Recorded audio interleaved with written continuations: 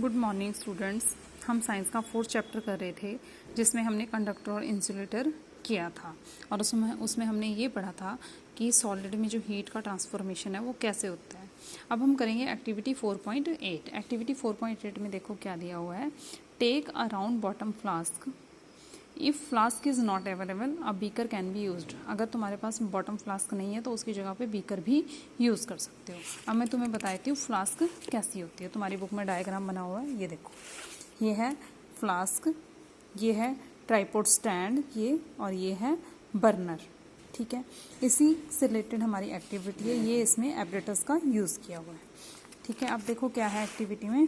Take a round bottom flask, fill it 2/3 with water. इसको क्या करेंगे, 2/3 हिस्सा इसमें पानी का लेंगे। Place it on the tripod और make some arrangement to place the flask in such a way that you can heat it by placing a candle below it. इस फ्लास्क को इस तरीके से अरेंज करेंगे ट्राइपॉड स्टैंड में कि flask के नीचे से तुम कैंडल लगा के उसको हीट कर सको। ठीक है, wait till the water in the flask is still. तब तक वेट करेंगे जब तक फ्लास्क में जो पानी है हीट करने के बाद वो स्टिल नहीं हो जाता, रेस्ट पोजीशन पे नहीं आ जाता। Place a crystal of potassium permanganate at the bottom of flask gently using a straw. Now heat the water by placing the candle just below the crystal. देखो क्या दिया हुआ है इसमें, ये देखो, ये है बॉटम फ्लास्क, ये है बर्नर और ये है इसका स्टैंड। बर्नर स्टैंड के नीचे से क्या है, बर्नर को लगाया हुआ है। ठीक है, और ये क्या है, फ्लास्क। फ्लास्क के नीचे से बर्नर लगाया है, फ्लास्क हीट हो रही है और फ्लास्क के अंदर पोटाशियम परमैंगनेट को डाला हुआ है। ठीक है, अब तुम अपनी ऑब्जर्वेशन को नोट करोगे। हीट करते जा रहे हो, उसको हीट करते रहना और तुमने देखना है तुम क्या इसमें हो रहा है, क्या तुम ऑब्जर्व कर रहे हो। ठीक है, तो इसमें क्या होगा, write your observation in your notebook and also draw a picture of what you observe. When water is heated, जब वाटर को हीट करेंगे, the water near the flame gets hot. Flame के नज़दीक जो वाटर होगा वो ज़्यादा हॉट होगा। हॉट वाटर राइज अप, जो हॉट वाटर होगा वो ऊपर जाता जाएगा। Rise up, the cold water from the sides move down towards the source of heat.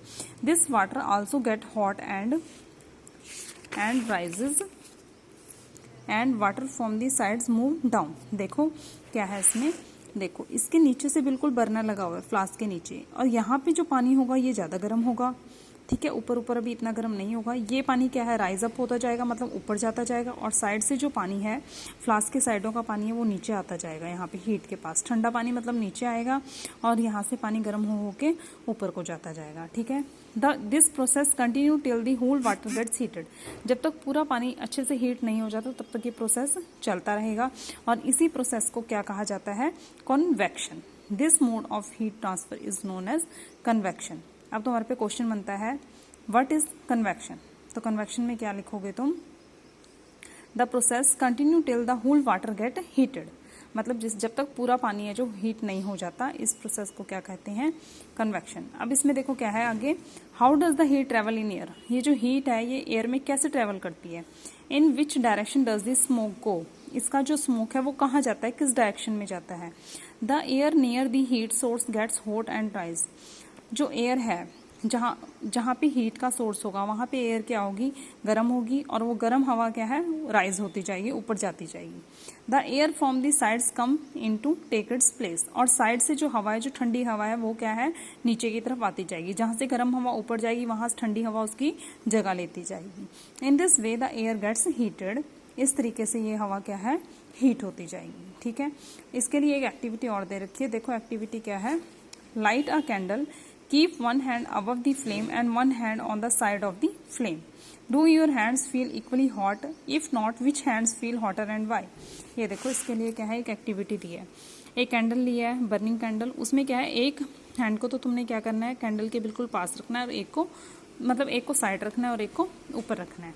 और तुमने इस पर क्या ऑब्जर्व किया, क्या तुम्हारे दोनों हाथ इक्वली गर्म होंगे या इक्वली ठंडे होंगे, कैसा तुम्हें फील होगा। Notice that towards the top the air gets heated by convection. ठीक है, जो कैंडल के बिल्कुल ऊपर होगा वो चीज़ क्या है, कन्वेक्शन के मेथड के थ्रू गर्म होगी, कन्वेक्शन प्रोसेस के द्वारा। ठीक है, therefore the hand above the flame feels hot. जो फ्लेम के बिल्कुल ऊपर हाथ होगा वो गर्म होगा। On the sides however there is no convection and air does not feel as hot as at the top. जो साइड वाला हाथ है वो क्या होगा, ठंडा होगा एज कम्पेयर टू जो फ्लेम के ऊपर हाथ होगा।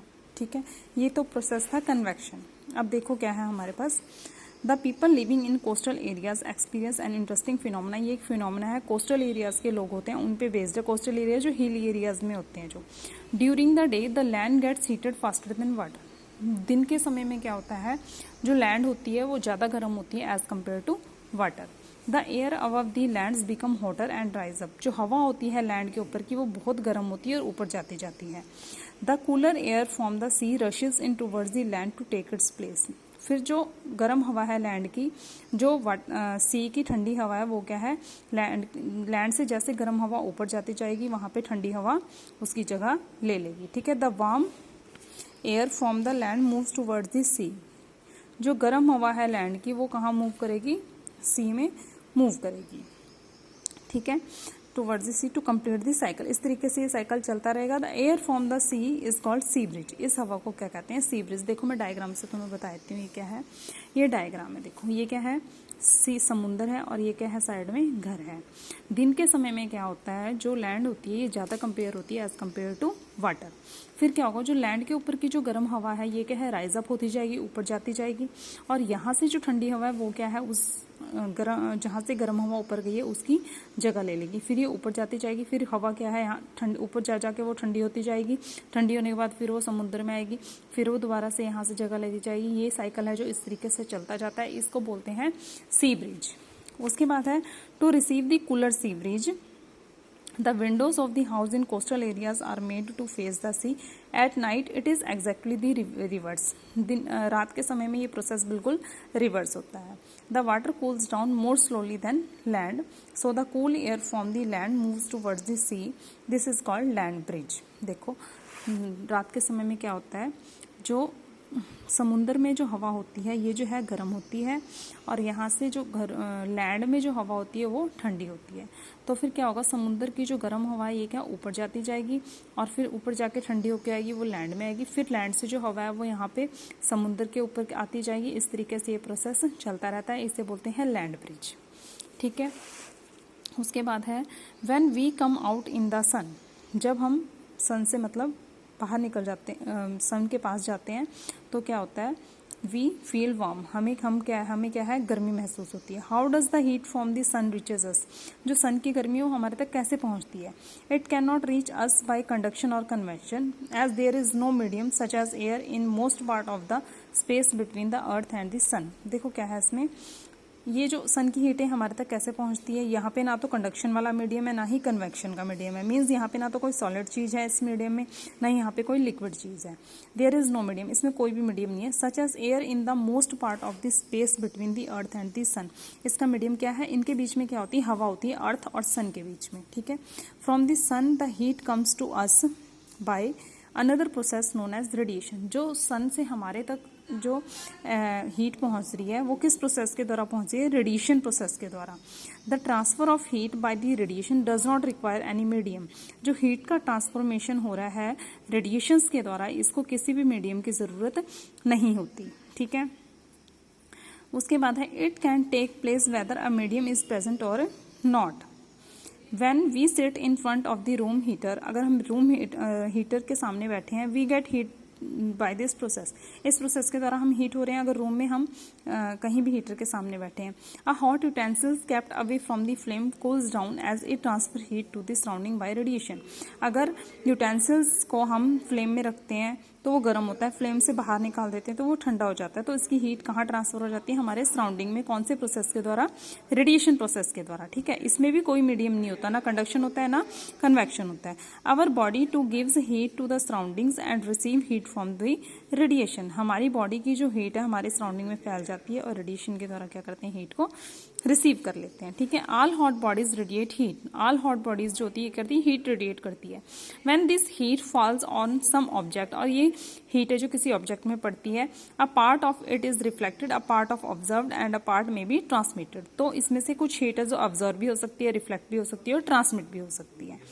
ठीक है, किसी भी बॉडी में अगर किसी भी ऑब्जेक्ट में हीट पड़ रही है तो उस हीट का कुछ पार्ट रिफ्लेक्ट भी हो सकता है, कुछ पार्ट ट्रांसमिट भी हो सकता है और कुछ पार्ट ऑब्जर्व भी हो सकता है।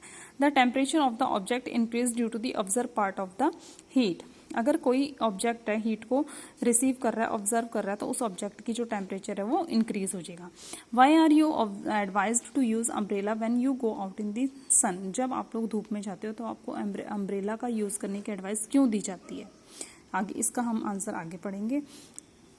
ठीक है, आज के लिए इतना ही काफी है। आगे हम कल पढ़ेंगे। कल क्या पढ़ेंगे हम? Kinds of clothes we wear in summer and winter. हम समर में और विंटर में किस प्रकार के क्लोथ्स पहनते हैं, इसको आप लोग आगे रीड करके रखना ताकि आपको समझने में आगे दिक्कत ना हो। Okay, thank you students.